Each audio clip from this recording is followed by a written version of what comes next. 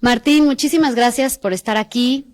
Sabemos que eres un autor de casa, que Gandhi te quiere muchísimo y pues muchas gracias por estar aquí festejando su aniversario número 50, ¿ya? Y pues es un honor tenerte nuevamente para poder platicar sobre tu trayectoria, sobre tu vida, sobre tu relación con Gandhi, tus anécdotas. Bienvenido. Bueno, es un enorme placer y sinceramente nunca pensé que esto podría ocurrir. Porque estaba recapitulando hace un instante contigo y con Pancho Goñi y resulta que tengo la misma edad que la Gandhi. Soy unos 3 meses mayor, aunque ahorita la Gandhi parece mucho más joven que yo, porque, bueno, no, yo creo que la Gandhi hizo muchas cosas por la democracia en este país. Y por la idea de cultura que tenemos en este país. Te lo voy a decir, antes uno llegaba a las librerías y se sentía a punto de entrar con el dentista o la cámara de tortura, porque los libros estaban detrás de un cristal y tenías que pedir permiso y pagar por ellos antes de verlos y de abrirlos. En cambio, tú entrabas aquí a la Gandhi sin ningún tipo de permiso externo y de inmediato podías tocar, oler, abrir y empezar a leer los libros que tú quisieras, y eso ya cambiaba la relación de uno con la cultura.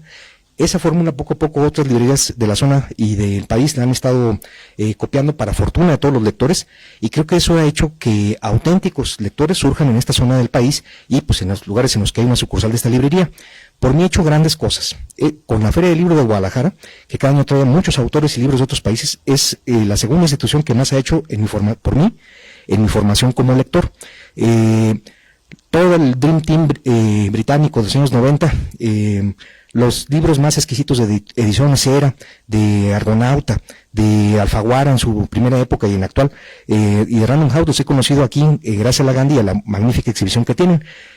Muchos de los encuentros más afortunados que he tenido con escritores han sido aquí, cuando todos estamos sonriendo por haber hallado un libro que no pensábamos que íbamos a encontrar otra vez.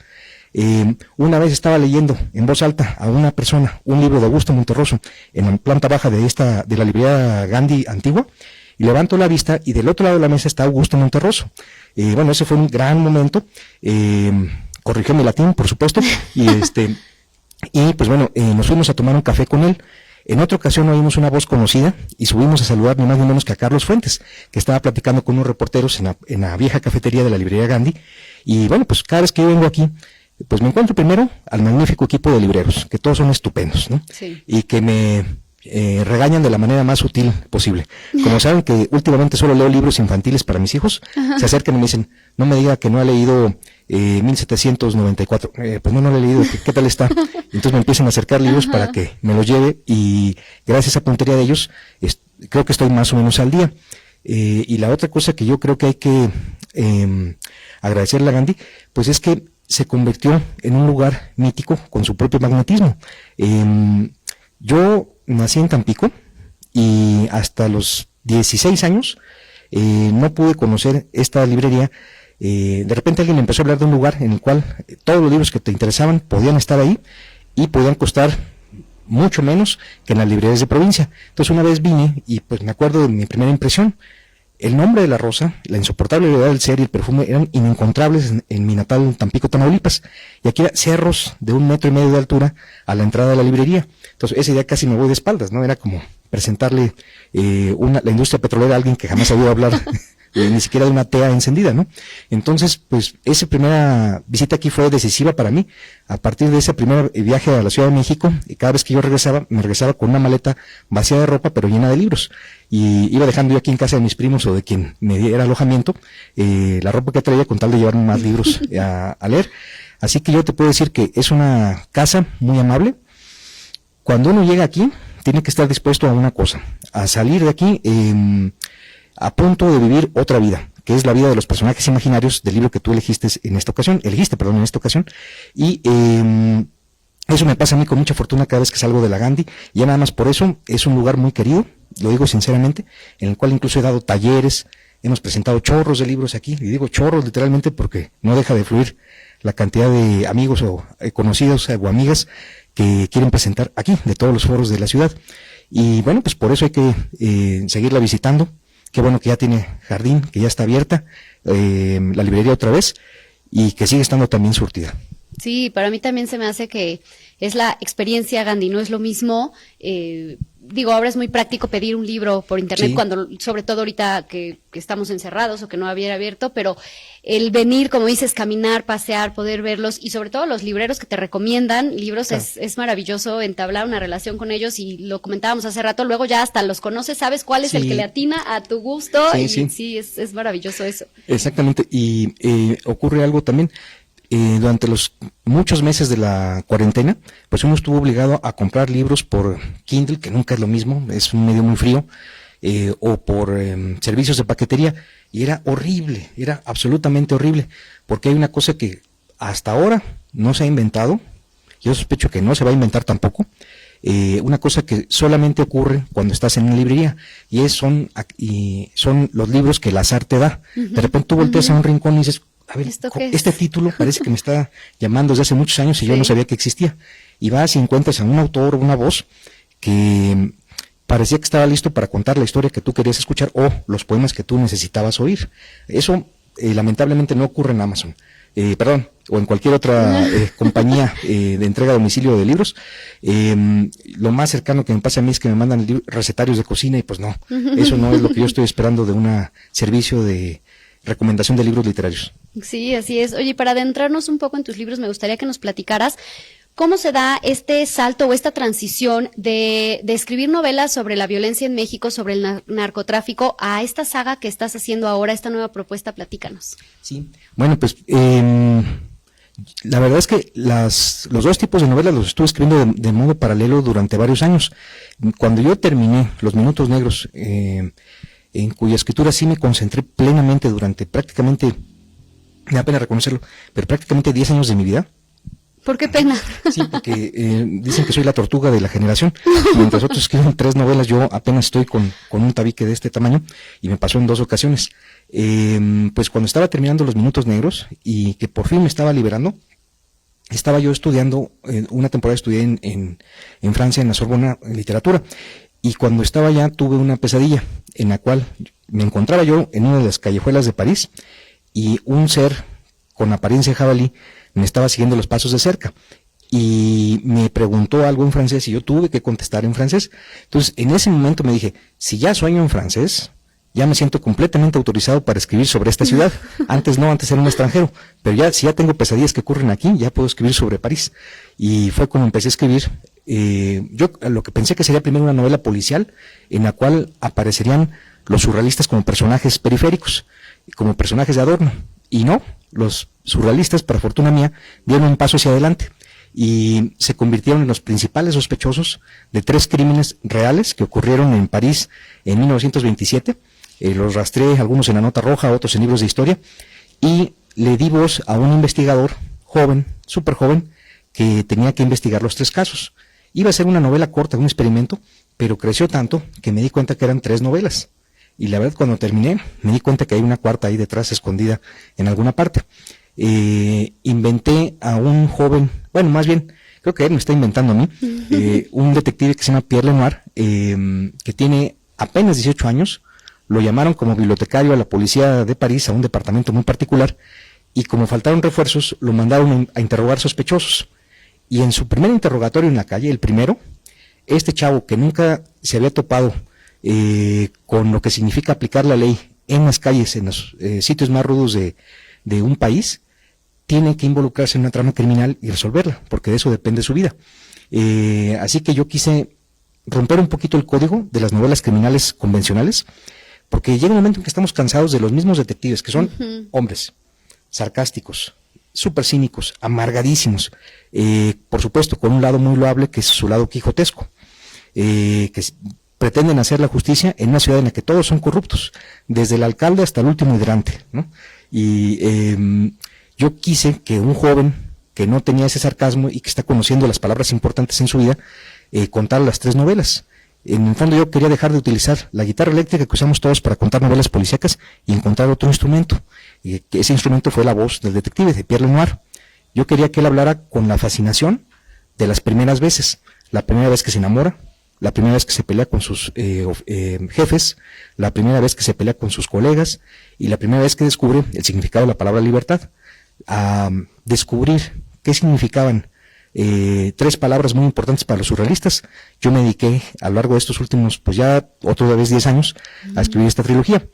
Yo quise desentrañar, René, qué significaba la palabra amor, la palabra libertad y la palabra poesía para ellos, y escribí un libro por cada palabra.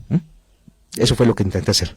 Sí, y quiero que también nos platiques un poco sobre la Brigada Nocturna, sí. Esta que creas, este departamento que se encarga de esto. Pues mira, yo me di cuenta que en París en los años 20 había cuatro brigadas criminales: secuestros, robos, estupefacientes y homicidios. Se supone que la brigada de homicidios la dirige el comisario Maigret, y la dirigió en sus casi 80 novelas o relatos, entre novelas y cuentos.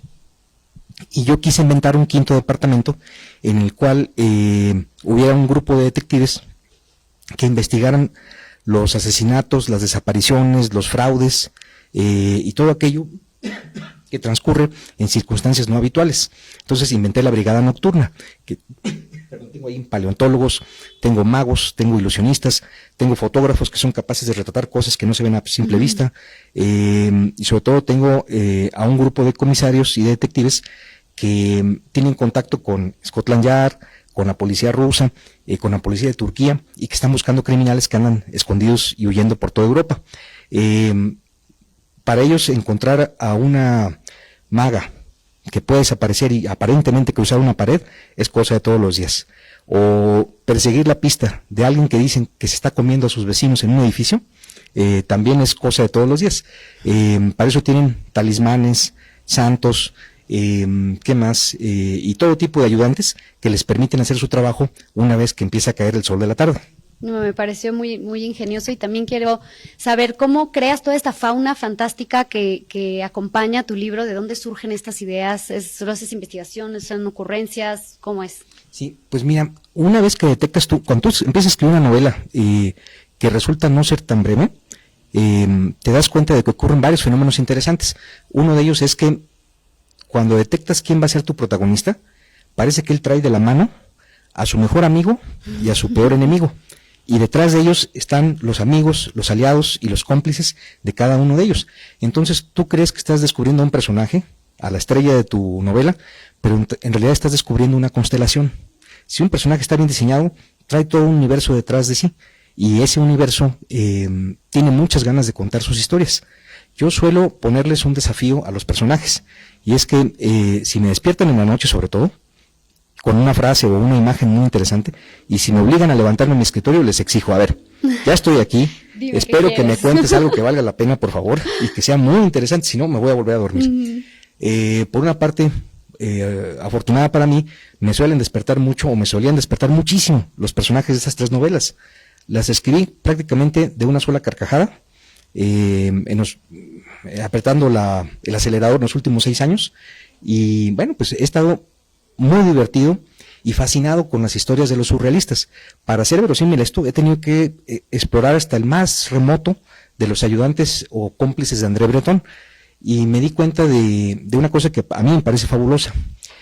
Cada uno de los surrealistas, por muy lejano que haya estado de la órbita central de Breton y Aragón y Eluard y Max Ernst, tiene una gran historia que contar, que es la historia de su vida y de cómo entró fascinado a ese grupo, las cosas que aportó, las riñas que tuvo, la magia que le sucedió de vez en cuando, porque a todos les pasaban coincidencias extraordinarias. Si alguna cosa fascinante tenía Breton, es que después de escucharlo hablar durante una media hora, parecía que empezaban a ocurrir coincidencias asombrosas por todas partes alrededor de ellos. Y al día siguiente uno le decía a André Breton: ¿qué crees? Hace 2 meses perdí la llave de la entrada a mi edificio y la encontré hoy delante de un florero, porque cuando pasé por ahí sentí que algo cintilaba, ¿no? Uh-huh. Y cosas como esas. O una vidente me tomó la mano en tal calle y me dijo que hoy tú estarías en este café. Cosas sorprendentes que determinaban sus destinos. Y bueno, he estado rastreando esas historias que son todas asombrosas, y con ellas hice estas 3 novelas, tratando de incluir solo lo mejor, solo lo que ayudara a hacer más emocionante la trama, porque no puedes incluir historias no puedes meter historias en una novela como si fueran calcetines en un baúl. Las tiene que pedir alguien de adentro. Okay. Esa es una clave. Si un personaje que está adentro te dice: oye, ¿y quién es Luis Aragón? Tú tienes que ir a documentarte, tienes que escuchar la voz de Aragón leyendo poemas, tienes que leer por lo menos 2 o 3 de sus biografías, leer sus entrevistas en vivo y ver cómo hablaba él a lo largo de las distintas etapas en que fue Luis Aragón durante su vida. Eso hice con Bretón, eso hice con Man Ray, y la verdad fue un curso que espero que no termine todavía, que me parece fascinante, sobre cómo un grupo de jóvenes que no tenían más de 30 años ninguno, cambiaron nuestra manera de entender el arte, el amor, la libertad y la palabra revolución en el curso de prácticamente 10 años, en los que trabajaron juntos en su primera época más productiva, con las películas que hizo Luis Buñuel con Salvador Dalí, las películas que también hizo Man Ray con Los Condes de Noailles, las pinturas de Magritte, de Max Ernst, de Leonora Carrington, de Remedios Varo, de tantas mujeres y escultoras como Meret Oppenheim, los poemas de Paul Eluard, de Robert Desnos, de André Breton, poco a poco fueron limpiando esas palabras que nos llegaron muy sucias de la Primera Guerra Mundial y que funcionaban básicamente para relacionarlas con el culto a la patria y para enviar a gente a morir a las trincheras. Estos que sobrevivieron a las trincheras dijeron, no queremos que vuelvan a usar así la palabra amor, la palabra poesía, la palabra libertad y mucho menos la palabra revolución. Y entonces se dedicaban a primero a insultar, luego a pelear y luego a escribir y a producir obras de arte altísimas cada vez que tenían algo que decir en torno a esos 4 conceptos maravillosos. No, pues con razón son estos 10 años, porque tienes una investigación y una profundidad en todos tus conocimientos para poder plasmarlos, que por supuesto que se nota en el resultado. Quiero que también nos platiques un poco sobre la portada. Las portadas me parecen maravillosas. Hablábamos hace ratito que siempre se dice no debes de juzgar a un libro por su portada, que es cierto, no debe de ser así, pero justo lo que decías hace rato, a veces es ese efecto de ir caminando y voltear a ver una portada, porque cuando no conoces el libro, sí la primera impresión es la portada y de eso puede depender que lo tomes o que no lo tomes. Sí. Aunque, claro, si ya viene recomendado, si conoces al autor, es otra experiencia. Pero platícanos de estas portadas que me parecen bellísimas. Ay, pues mira, las hizo ni más ni menos que Manuel Morín. Para mí es uno de los artistas más grandes que hay ahorita, pues no solamente en la industria editorial mexicana, sino también, te voy a decir, en la industria, en el arte plástico contemporáneo de nuestro país. Es un súper ilustrador que pinta, y cada año más o menos, cada año y medio, le tengo que suplicar que me haga una portada para alguno de los libros que voy a publicar. Nuestro método es el menos recomendable, yo creo, por una editorial, que es, nos vamos a cenar, nos tomamos 2 o 3 tequilas, o al día siguiente nos vemos a desayunar muy temprano, porque él es muy tempranero, y después del segundo café, él ya está dibujando sobre lo que le platiqué del contenido. Me hace preguntas muy inteligentes, y de repente me dice, ya sé cómo lo vamos a hacer. Y digo, oye, pero si no te he platicado de las ramificaciones de la novela, ni los detalles secundarios, tengo lo esencial, ¿qué te parecería esto? Y me enseña un esquema que siempre me lleva al asombro. Un buen artista nunca te va a dar lo que tú esperas de él, sino te va a dar algo mucho mayor, y es lo que hace Manuel Morín. Él elige escenas de las historias que yo le cuento, pero desde un punto de vista típico, como si él se hubiera metido a ese café, o a una sala de unos millonarios, o a una sesión espiritista, y pudiera entrevistar y platicar a los personajes, o tomarlos en un momento muy significativo y simbólico, y es lo que hacen las portadas. Aquí vemos a unos personajes que están huyendo de unos asesinos que se refugian en un bar, y que se dan cuenta que ese bar ocurren cosas muy raras, porque hay unas calaveras detrás de un escaparate de cristal, y tienen que salir de ahí muy pronto. Ese es lo que él puso ahí para Muerte en el Jardín de la Luna, que es la segunda parte de la trilogía que escribí y que empecé con 14 colmillos.